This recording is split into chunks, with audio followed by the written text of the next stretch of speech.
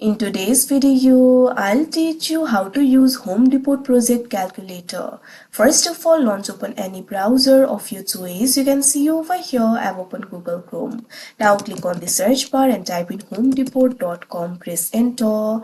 After you do that, you'll be led to the official website of Home Depot. So if you would like to use the calculator, it is actually very simple. For that, click on this option DIY that you can see on the screen. Now after you do that, you'll be able to find various options over here. At second, you'll be able to find this option for project calculators. What you have to do is click on it. Now you'll be led to the project calculators interface. You'll be able to find various calculators over here. You can find calculators for various projects. What you have to do is find the project calculator of your choice. Once you do that, click on the learn more option right under that particular calculator.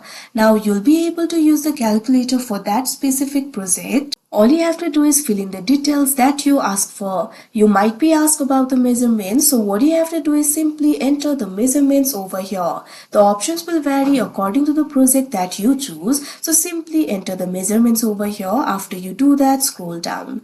Likewise, you'll also be able to choose your options. Simply choose the material, width, height, etc. Also make sure to select the color. Now once you select all these options, what you have to do is check on this box, I agree to accept the terms and conditions below.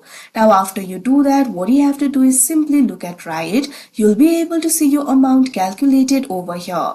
Now what you have to do is simply look at right. You can see over here, you'll be able to see the amount calculated over here. If you change the option, you can see over here the amount will also vary. So like this, you'll be able to use the calculator in order to calculate the total amount. If you're okay with that, you can simply go ahead and add it to the cart and check it out. So like this, you'll be able to do it. So that is how you use Home Depot project calculator. I hope you found this video helpful. Thank you for watching.